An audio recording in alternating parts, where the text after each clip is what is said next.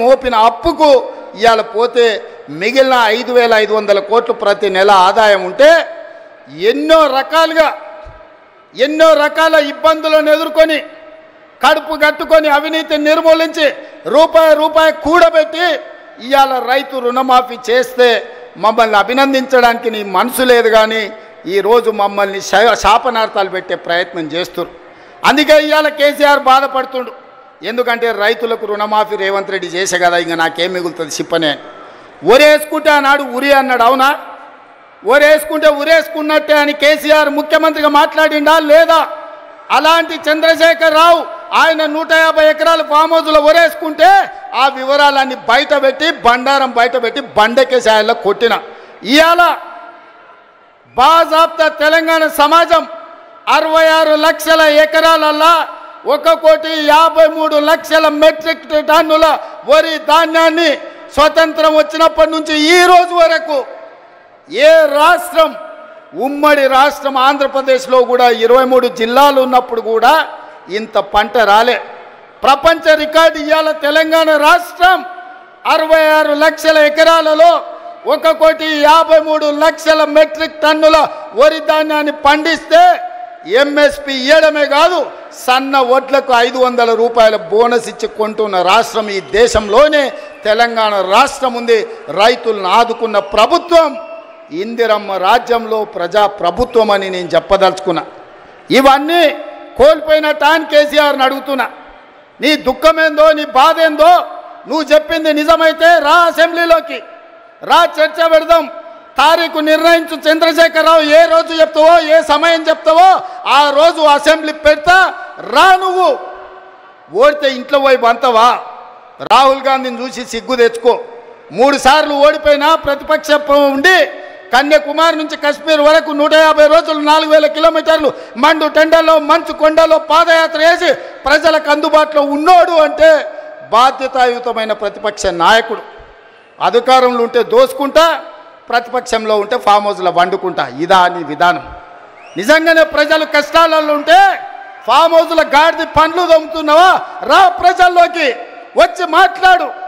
ప్రతిపక్షంగా ఏం సూచన చేస్తావో చెయ్యి ప్రభుత్వానికి, మేము వినడానికి సిద్ధంగా ఉన్నాం. నువ్వు లేవనెత్తిన అంశాలు సహేతుకమైనవైతే సరిదిద్దడానికి సిద్ధంగా ఉన్నాం. నువ్వు రావు. ఆ చిల్లరగాళ్ళని ఇద్దరిని ఊరి మీదకి వదిలిండి అచ్చోసిన ఆంబోతులాగా. ఊర్లలో దేవుళ్ళకి వదులుతారు కదా దున్నపోతులని తెలుసు కదా, అది 7 చేనుల మేసి వచ్చినా ఏమానం. దేవరకు వదులుతాం కదా అచ్చోసిన వాటిని, దేవరకు వదిలే ఓ రోజు బలి ఇస్తారు. ఆ ఇద్దరిని అచ్చోసిన వాళ్ళలాగా ఊరి మీదకి వదిలి ఈరోజు ఏది పడితే అది మాట్లాడుతున్నారు. ఏమన్నా అర్థం పర్థం ఉందా? ఒక్కసారి ఆలోచన చేయండి మిత్రులారా. ఇంకా ఆ పక్కన లావు మనగాళ్ళు లడాయిపోతే వెనకాల 3 నూకుడు మనగాళ్ళంట. ఆయన కిషన్ రెడ్డి అనటాన్ని ఇంకొక ఆయన ఉన్నాడు. కేటీఆర్ ముందు రోజు మాట్లాడతాడు, రెండో రోజు కిషన్ రెడ్డి మాట్లాడతాడు. మనం గుజరాత్లో Sabarmati river development front Modi గారు అభివృద్ధి చేస్తే సప్పట్లు కొడతాడు. మా మోడీ చూడు గుజరాత్లో గొప్పగా చేసిండని. కానీ అదే Musi river development front Hyderabad నగరంలో ప్రపంచానికి ఆదర్శంగా ఉండేట్టుగా మనం చేద్దామంటే వద్దు, నేను అడ్డం పడుకుంటా అంటాడు. నేనన్నా నువ్వు మోడీ గులాంవా, గుజరాత్ గులాంవా, ఎందుకు అడ్డం పడుతున్నావని. సిగ్గు లేకుండా నేను మోడీ గులాంని అంటుండు. ఆయన నన్ను అంటుండు సోనియమ్మకు నువ్వు గులాంవా అని. నేను ఒక్క మాట ఈ వేదిక మీద నుంచి స్పష్టంగా చెప్పదలుచుకున్నా. 60 ఏళ్ళ ఆకాంక్ష, 1,200 మంది బిడ్డల ఆత్మ బలిదానాలు జరిగిన తెలంగాణ రాష్ట్రం రాకపోతే, కన్న తల్లిగా గొప్ప మనసుతో ఆంధ్రప్రదేశ్లో పార్టీ చచ్చిపోయినా ఈ తెలంగాణ రాష్ట్రాన్ని ఇచ్చిన సోనియమ్మ